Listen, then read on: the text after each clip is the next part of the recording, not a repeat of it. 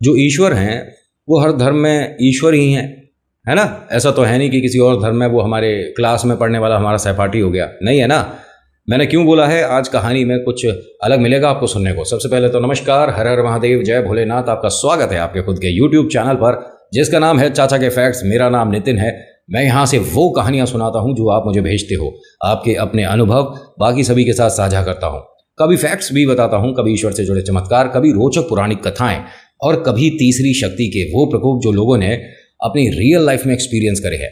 आज की कहानी जो आई है ये एक मतलब कह सकता हूँ कि दूसरे धर्म की एक ऐसी गुड़िया की कहानी है जिसको सुनने के बाद आपको थोड़ी सी शर्म आने वाली है। ख़ास तौर से उन लोगों के लिए कह रहा हूँ जो अपने धर्म में अपने ईश्वर को कुछ समझते ही नहीं है, क्योंकि वो मॉडर्न ज़माने में आ गए हैं तो भगवान का अस्तित्व है ही नहीं। ज़रा आज की कहानी सुनिएगा, हो सकता है कि कल से आप मंदिर जाने लगो। अभी फिलहाल चैनल का इंट्रो, फिर उसके बाद अगर कहानी शुरू करूंगा, कहीं मत जाइएगा, पूरी कहानी सुनिएगा। हर हर महादेव।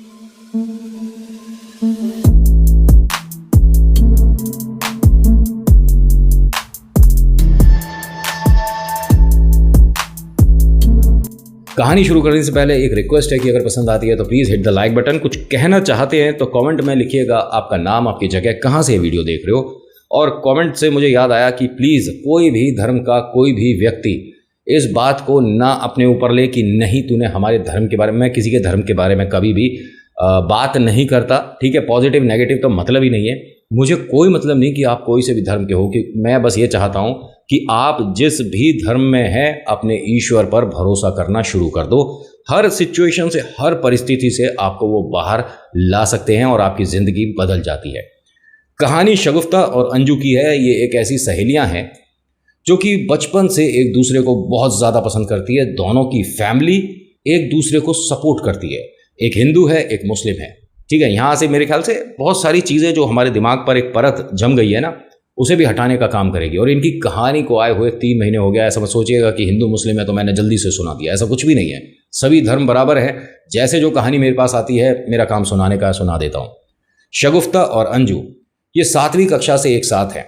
दोनों के परिवार के बारे में बताता हूँ। जो अंजू हैं, इनके जो पिता हैं वो व्यापारी हैं और इनका एक अच्छा व्यापार है, मतलब कि परचून की दुकान है, बढ़िया चलती है और पूरा ख़ानदान वहीं पर रहता है।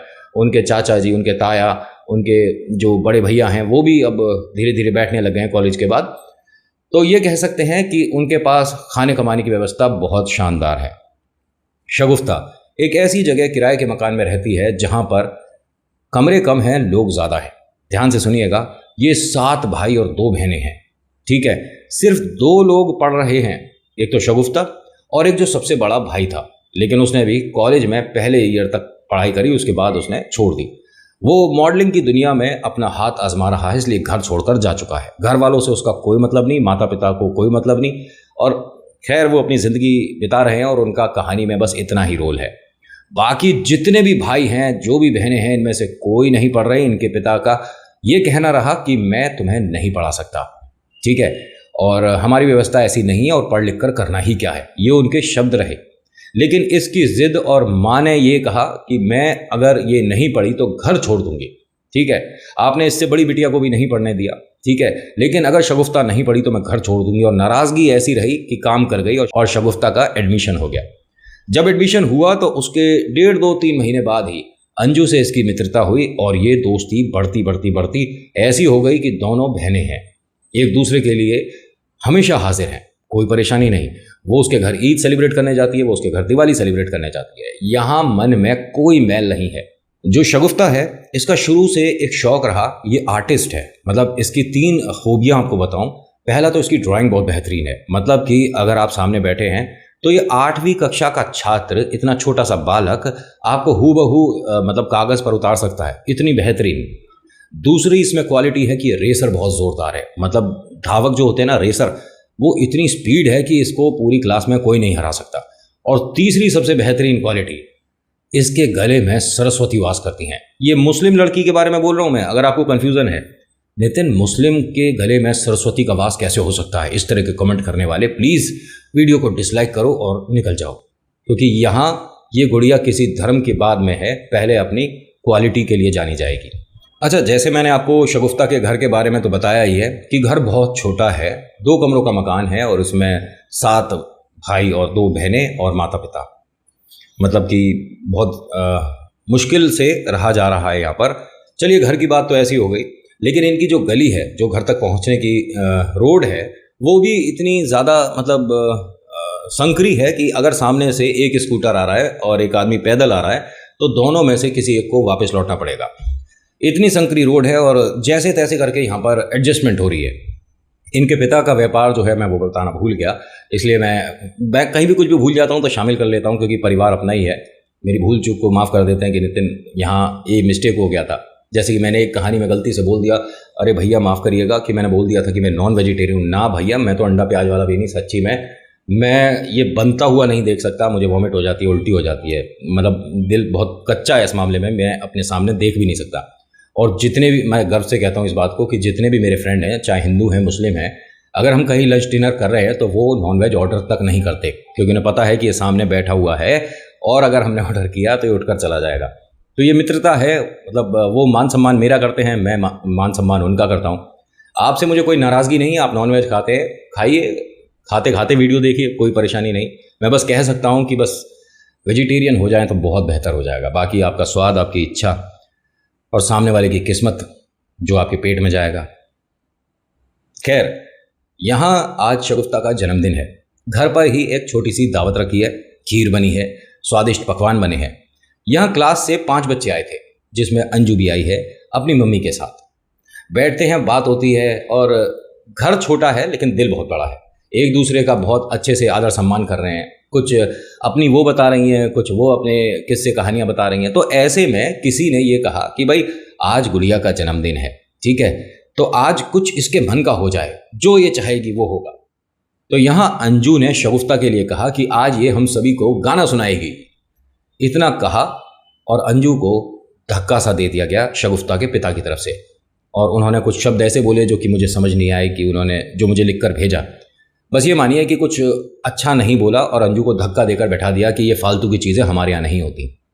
शगुफ्ता को बड़ा अजीब लगा, डर लगा अपने पापा का ये रूप देखकर। 2-1 बार डांट वगैरह सुन चुकी है भैयाओं पर, अपने ऊपर भी, लेकिन आज मेरी मित्र को इस तरह से धक्का दिया सभी के सामने। 8वीं कक्षा का बालक छोटा होता है, लेकिन इतना भी नहीं कि अपनी बेइज्जती ना समझे। इनकी मम्मी खड़ी हुई और कहती हैं कि भाई साहब अब हम चलते हैं, कोई बात नहीं। तो इन्होंने कहा कि हाँ निकल जा, तुझे बुलाया किसने था। ये शब्द थे। शगुफ्ता रोने लग गई। जब अंजू को धक्का दिया गया तब भी शगुफ्ता को परेशानी हुई, और जब उसकी मम्मा को ये बात बोली गई कि तुझे बुलाया किसने था, निकल जा, तब ये रोने लग गई। शगुफ्ता की मम्मा ने उनसे माफ़ी मांगी हाथ जोड़कर कि इनका व्यवहार थोड़ा सा कभी कभी चिड़चिड़ा हो जाता है, मैं माफ़ी मांगती हूँ आपसे, और आप जाइए, इनका सच में इस तरह से बात कर रहे हैं, ये इसने बच्ची ने गलत बोल दिया। उनसे छोटी सी बच्ची है, इसने बस यही तो बोला था कि ये आज अपने जन्मदिन पर गाना सुनाएगी। उन्होंने कहा हमारे यहाँ ये चीज़ बिल्कुल से इन्हें पसंद नहीं, इनके पूरे ख़ानदान में अगर कोई गलती से भी देगा ना तो उसे घर से बाहर निकाल दिया जाता है, मतलब उसकी बहुत कड़ी सज़ा है, और पता नहीं क्या क्या बताया गया। अब ये अंजू रोती हुई अपनी माँ का हाथ पकड़ती हुई बाहर आ गई। यहाँ से ये इस गली से बाहर निकले तो माँ ने कहा कि आज के बाद तुझे इनके घर आने की ज़रूरत नहीं है। उसे भी अब नहीं आना, क्योंकि उन अंकल ने उसे धक्का दिया, डांटा, बहुत सारे लोग थे, हाथ में जन्मदिन का केक था, और मतलब बेइज्जती हुई है एक तरह से।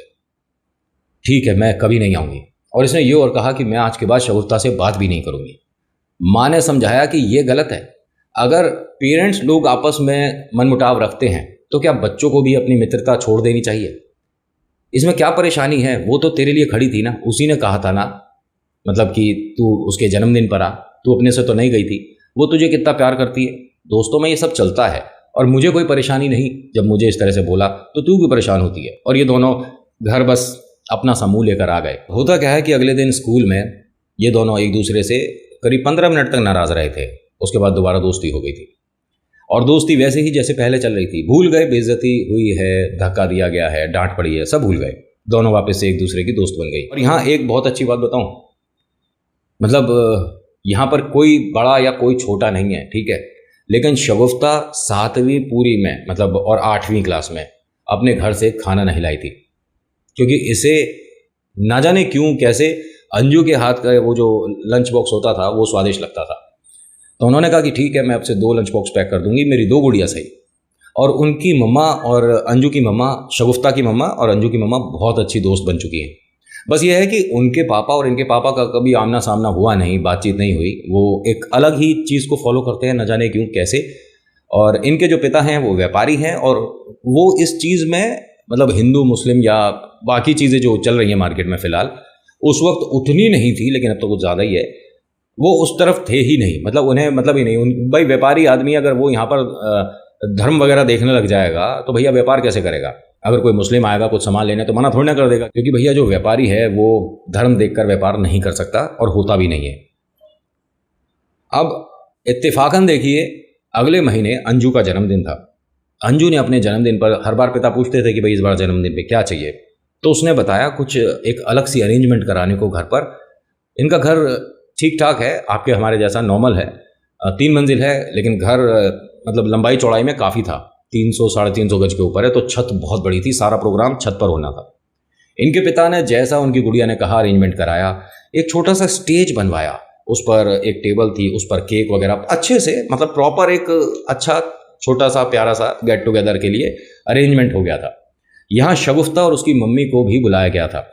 उनकी आओ भगत हुई, सब कुछ अच्छा हुआ, केक वगैरह कटिंग हुई, उसने अपनी तरफ से तोहफा दिया, एक पेंसिल बॉक्स बड़ा प्यारा सा, उस पर अपने हाथ से कलाकारी करके शगुफ्ता ने अंजू की ड्राइंग बनाई थी। अंजू ने अपने पिता को दिखाया और उन्होंने कहा, बेटा कमाल कर दिया तूने, अरे ये तो शेर बच्चा है। और बेटा तुम कौन सी क्लास में हो? अंजू ने बताया, अरे शगुफ्ता है, कितनी बार आ चुकी है घर पर, अरे ये सच में इसने बनाया है। शगुफ्ता की मम्मा को यहाँ बहुत प्राउड फील हो रहा है कि मेरी गुड़िया की तारीफ हो रही है। इन्होंने क्या करा, शगुफ्ता को स्टेज पर खड़ा किया और सभी लोगों को बुलाया कि सब लोग इधर आ जाइए 1 मिनट। जब यहाँ पर बहुत सारी भीड़ आ गई तो कहा कि शगुफ्ता है ये, और ये अंजू की खास दोस्त है, और ये देखो इसने जो ड्राइंग बनाई है। अब हर कोई देख के ये कहे कि जैसे कि फोटो खींचकर पेंसिल बॉक्स पर बना दिया। इतनी तारीफें, इतना प्यार, हर कोई आकर बच्चे का माथा चूम रहा है। भाई कमाल हो गया। शगुफ्ता की माँ जो हैं ये इस वक्त 7वें आसमान पर हैं, ठीक है। इन्हें इतनी खुशी हो रही है कि माँ के लिए सबसे बड़ा काम क्या है? अपने बच्चों की तारीफ सुनना। वो कितना भी चाह ले, कोई भी माँ कितना भी चाह ले, लेकिन ऐसी स्थिति में आंसू रोक नहीं पाएगी। जैसे ही इनकी आंखें भीगी तो अंजू ने एकदम आंखें पोंछ दी और कहा कि आंटी ये क्या कर रहे हो आप? अभी ये सब नहीं करो, क्योंकि फिर सब लोग मतलब बुरा सा लगेगा। अभी तो एक सरप्राइज़ है। सब लोग पूछने लगे कि अंजू क्या सरप्राइज़ है? पापा मेरा माइक कहाँ है? पापा मेरा माइक कहाँ है? पापा ने एक माइक ला कर दिया कि भाई इसकी आज फरमाइश थी, ये पता नहीं क्या पोएम सुनाएगी या क्या है। और ये अरेंजमेंट डीजे वीजे टाइप का, थोड़ा बड़े बड़े स्पीकर भी लग रहे थे जिस पे गाने म्यूजिक वगैरह चल रहा था। सब कुछ अरेंजमेंट सेट करा दी। भैया को इशारा कर दिया कि जो आप माइक चालू कर दो। माइक चालू हुआ तो उसने बताया कि अब आप सभी के लिए मेरी फ्रेंड एक गाना गाएगी।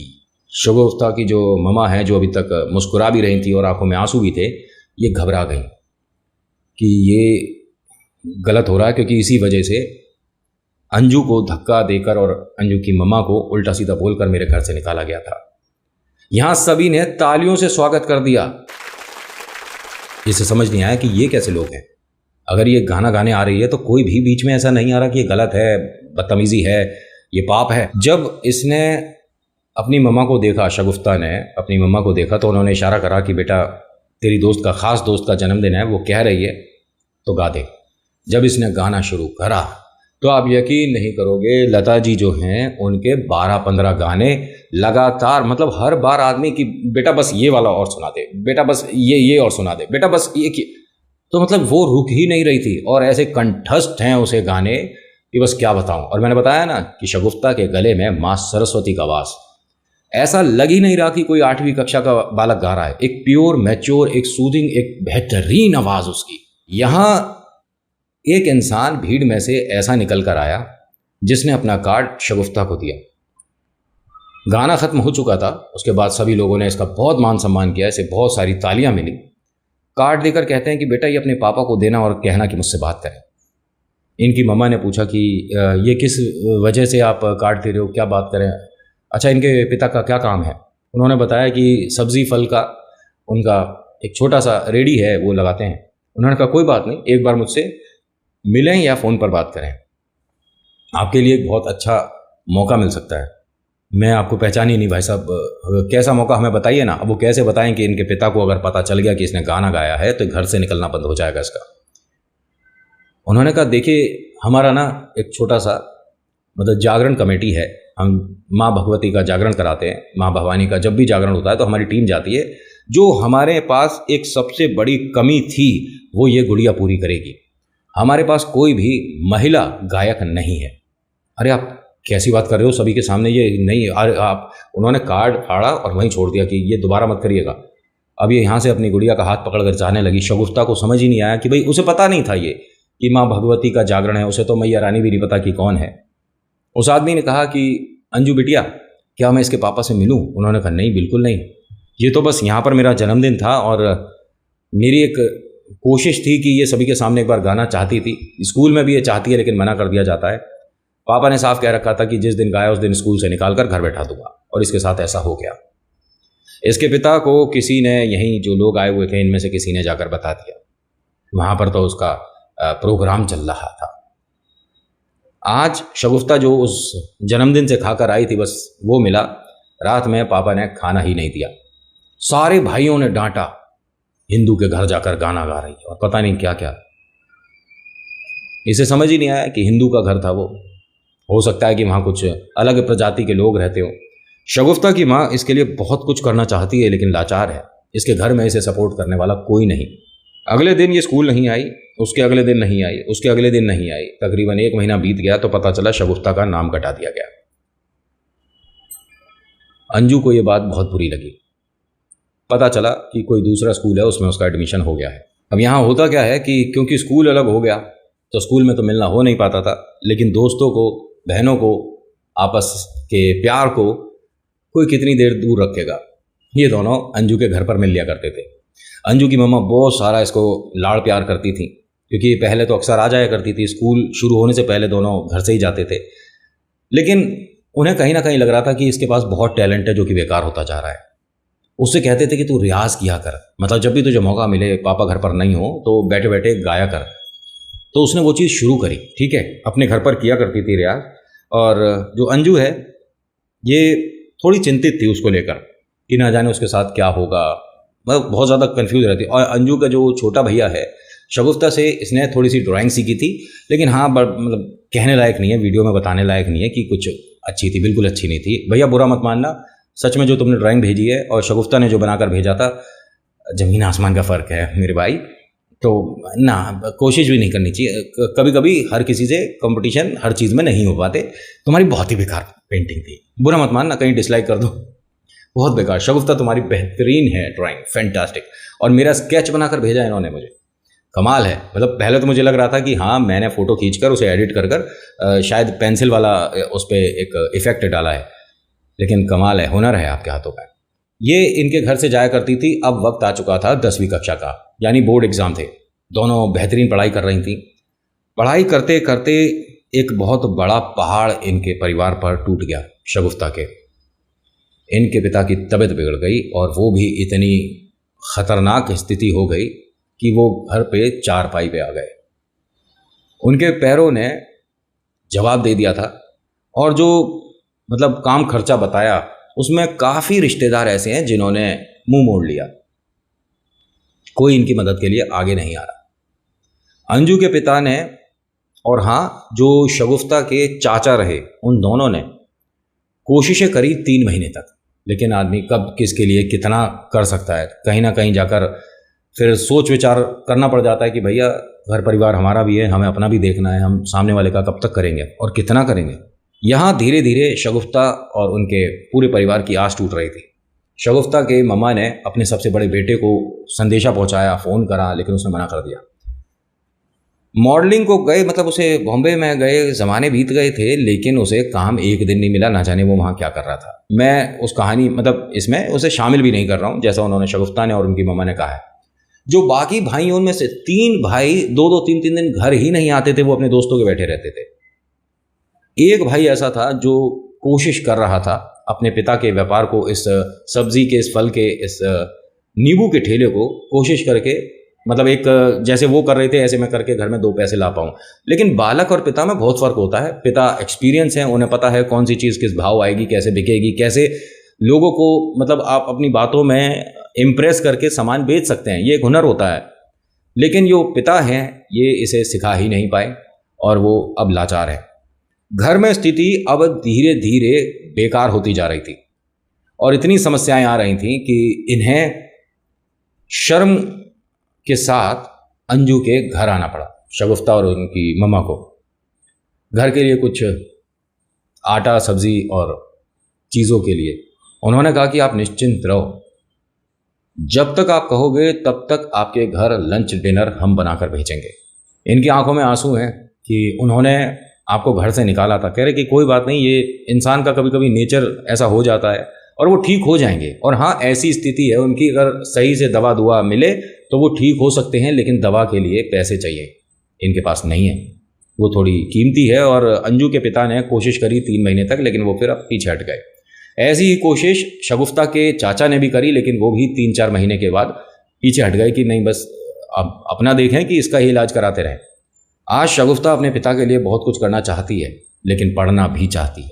10वीं के कुछ ही दिन मतलब एग्ज़ाम के रह गए थे और जब ये सारी स्थिति हुई थी, इसने उस साल बोर्ड नहीं दिया, नहीं दे पाई एग्ज़ाम। अपने पिता से बहुत प्यार करती है, उनकी देख रेख में बैठी रहती थी। पापा पानी ला दूँ, और मतलब अब्बू पानी ला दूँ, अब्बू आपको कुछ चाहिए। लेकिन वो आदमी ना धीरे धीरे इस बात को देख रहा था कि मैंने कभी इसे लाड़ प्यार इतना नहीं किया, और आज सब लोग अपने काम में व्यस्त हो जाते हैं, लेकिन ये मेरे पास बैठी रहती है। उन्हें धीरे धीरे बात महसूस होनी शुरू हो गई।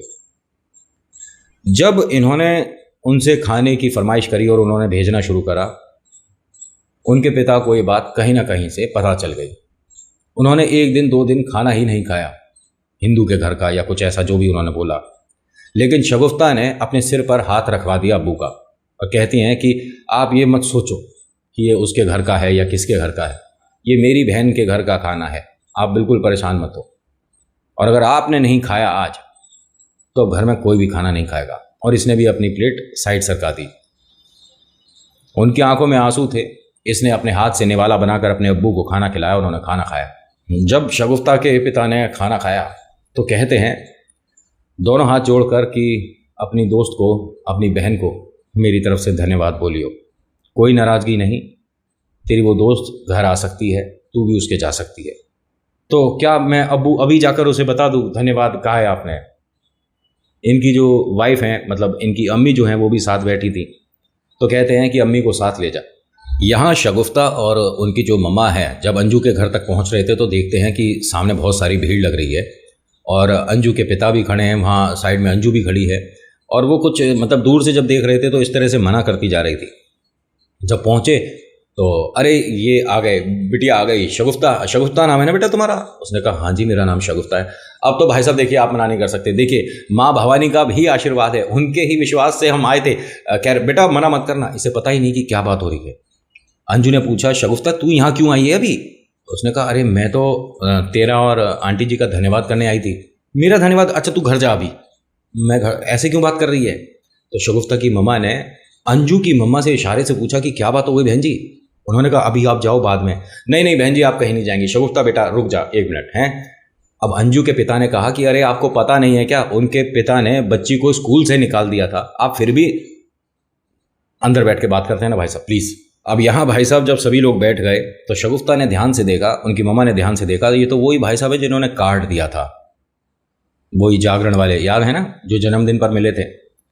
इन्होंने हाथ जोड़े और कहते हैं शगुफ्ता की मम्मा से कि बहन जी आप बिल्कुल भी मना मत करिएगा। मैं आपको बता दूं कि मेरा ज़िंदगी का सबसे बड़ा जागरण प्रोग्राम हो रहा है कल, और मैं वहाँ ये दिखाना चाहता हूँ कि हमारे पास कितने हुनरदार गायक हैं। लेकिन मेरी किस्मत देखिए, हमने अभी 3-4 दिन पहले एक महिला गायक को अपनी टीम में शामिल किया था। उनके गले में न जाने कैसे क्या समस्या हुई है, वो गा ही नहीं सकती, और कल प्रोग्राम है। मैं क्या करूं? हम पेमेंट वगैरह ले चुके हैं, और मैं बिटिया सच बता रहा हूं, जैसे तू चाहेगी, चाहे पर्दे में तुझे गाना हो तू पर्दे में गा लियो, लेकिन प्लीज़ हमारे लिए गा दे। हम घर पर यही कहने आए थे कि आपके घर तक पहुंचा दें, और ये हमें रोक रहे थे कि शगुफ्ता के घर नहीं जा सकते। तो शगुफ्ता की मम्मा ने कहा कि ये बिल्कुल ठीक कह रहे थे कि आप हमारे घर नहीं आते तो बेहतर रहता। अगर आप आ जाते तो हो सकता है कि शगुफ्ता के साथ मुझे भी वो घर से बाहर निकाल देते। ये नहीं गा पाएगी। शगुफ्ता ने भी मना कर दिया कि मैं नहीं गा सकती, मेरे अब्बू की तबीयत इस टाइम ठीक नहीं है और मैं उन्हें और परेशान नहीं कर सकती।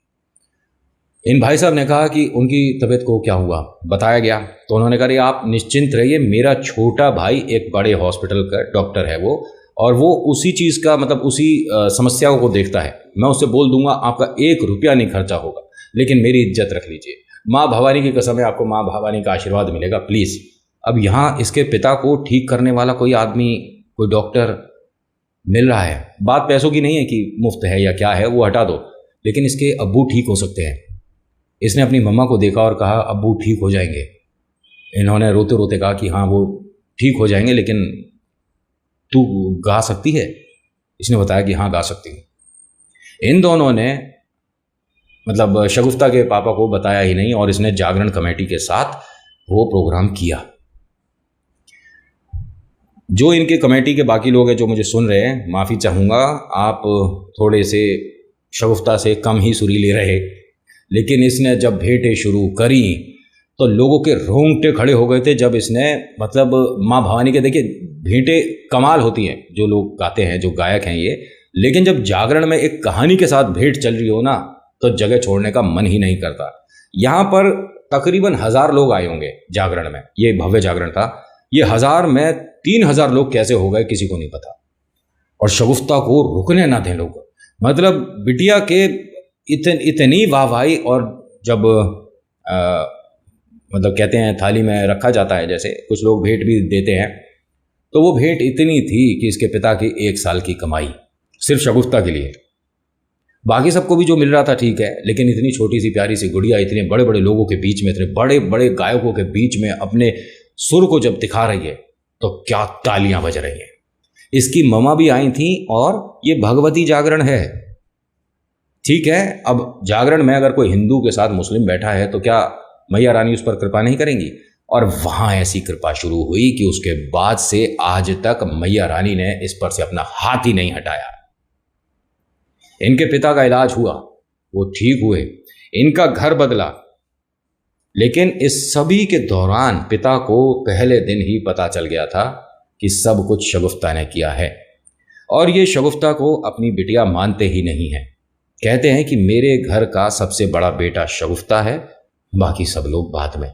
जिस वक्त इनके पिता को सहारे की, साथ की, दवा की, दुआ की ज़रूरत थी, उस वक्त सिर्फ शगुफ्ता साथ थी, और उसके साथ थी अंजू, और उसके साथ माँ भवानी का आशीर्वाद। ये कह सकता हूँ कि मैया रानी ने इस परिवार को ऐसा संभाला कि आज भी इनके घर में जय माता दी बोला जाता है अस्सलाम वालेकुम के बाद में या पहले, वो डिपेंड ही नहीं करता, ठीक है। तो बस इतनी ही कहानी थी जितनी उन्होंने बताई। और आज भी दिल्ली के जो बड़े बड़े जागरण कमेटी वाले हैं वो इन्हें अपॉइंट करने की कोशिश करते हैं, लेकिन थोड़ी ये व्यस्त रहती हैं।